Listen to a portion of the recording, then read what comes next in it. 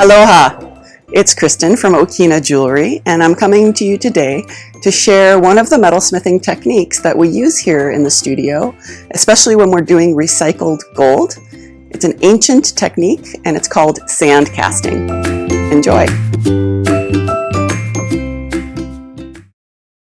Sand casting has actually been around for over 3,000 years, and as it turns out, it still works. So we still use it, and the reason I like it is because it requires really few tools, most things that metalsmiths just have in their studios, and it just uses gravity to pour into the mold. Here you can see me with the first requirement, which is, of course, sand, and I'm chopping it to remove any lumps that might be in it. This is actually a clay called Delft clay. It's a little finer than your standard sand. And what you'll see me doing is packing it into the bottom of the mold.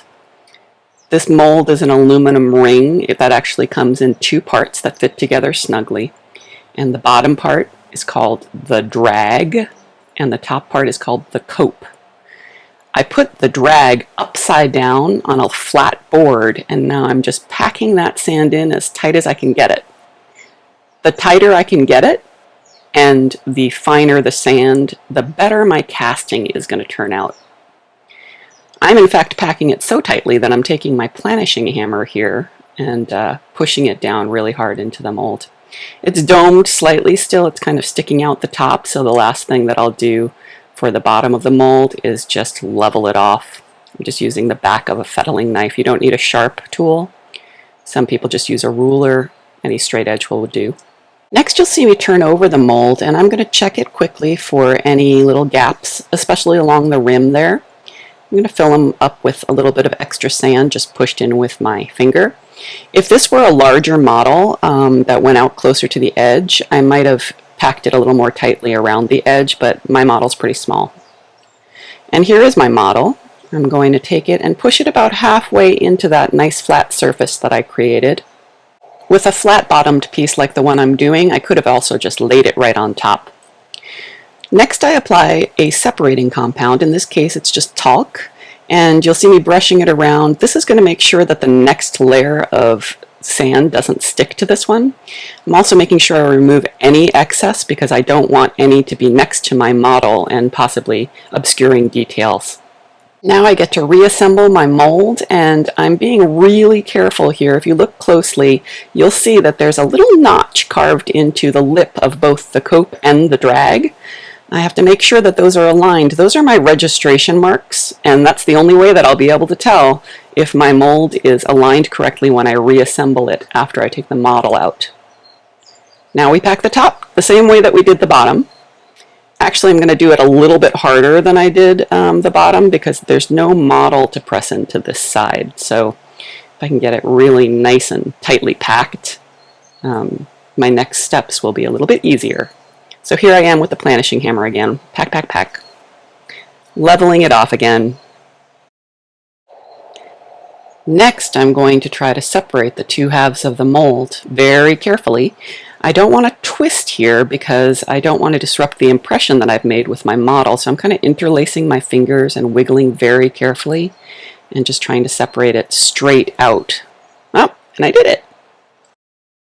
And for my next trick, I have to get that model out of the mold. I'm using an X-Acto just to try to get it straight up again out of there without disrupting the edges of the impression.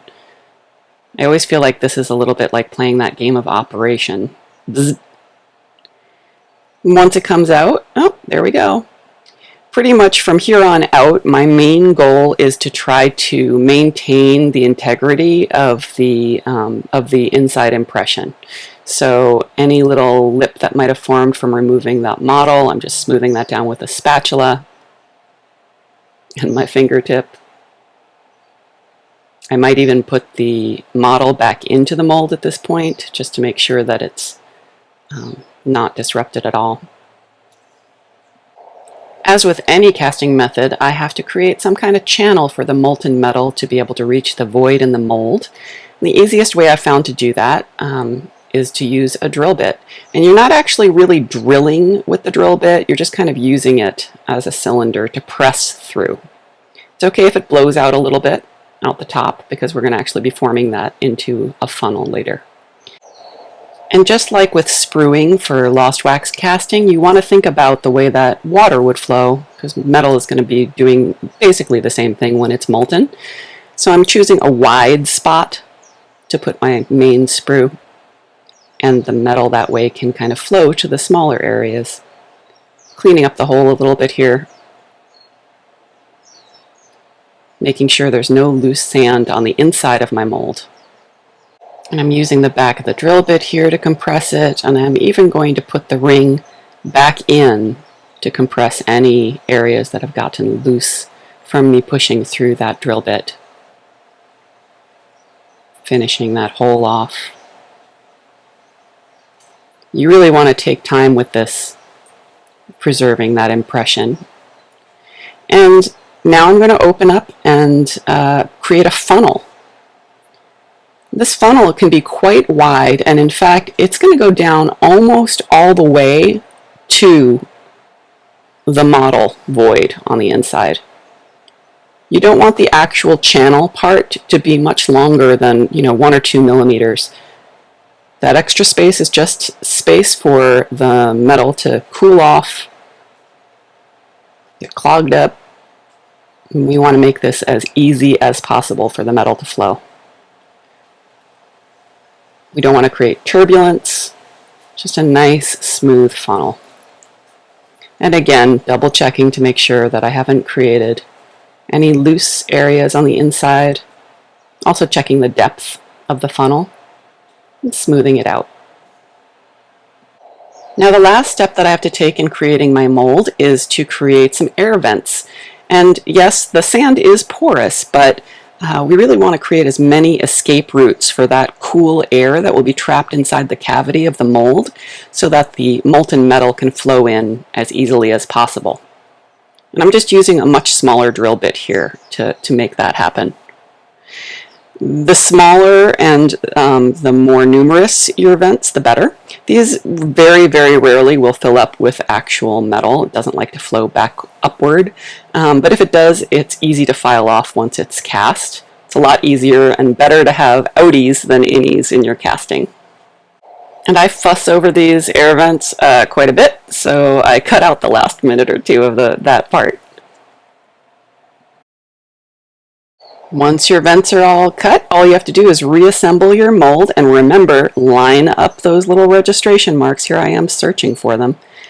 And again, you're just going to press it straight in so all that work you did isn't undone. And then you're ready to cast. One of the great things about metalsmithing is that metal is kind of infinitely recyclable as long as you're handling it carefully. And the metal I'll be melting, which is called the charge, in this case it's a customer's previous wedding set.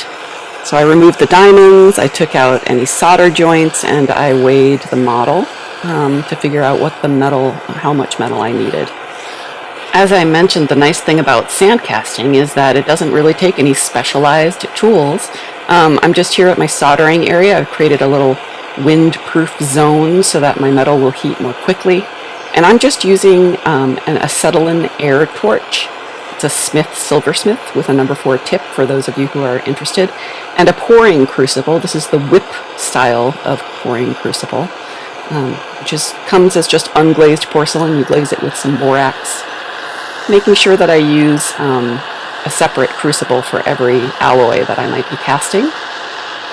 Just turning the mold so that I know that I can pour it most easily. And I'm looking for the metal to melt. And I know you can't really see it with the glow of the torch. As soon as the metal gets molten, I'll pour it. But I try to also make sure I keep the torch on all the time, except when I'm putting on that little pinch of casting flux. A little bit more borax. Now it's molten, and I'm going to go ahead and pour it. I keep the flame on it the whole time. And that's it. It's in there. Turn off the torch. And now for the moment of truth. As soon as the button or the metal that you can see in the funnel has stopped glowing red, you can separate the mold and see what you got. And so I'm opening it slowly and carefully. Oh, there it is. And looks like the metal did not flow into that narrower area. That's pretty common with sand casting. It doesn't like to go into tiny areas, especially since we're asking it to turn a right angle and gravity is our only assist. That's okay, I can fix that at the bench. I'm really happy with actually the rest of the casting that I got. It looks great. I'm going to quench it and pickle it. To complete the shank, I just cast a tiny ingot from the rest of the customer's gold, milled it out, soldered it in place, and once it was all filed and sanded, it's invisible and very strong. So you can see the final piece. This video just showed the casting of this 18-karat yellow gold ring, but it was actually part of a set of 3 stacking rings that could be worn in many different configurations, and they're all made from the customer's metal and diamonds. I love the way they turned out, and the process used to make them, I think, is a big part of why I think that they're special. We transformed something old into something new, bringing not just the precious materials, but also the mana of the previous rings into these new ones. It's a great way to take care of the earth and to give jewelry new life. If you'd like to give your jewelry new life, please reach out. And thanks for watching. Aloha.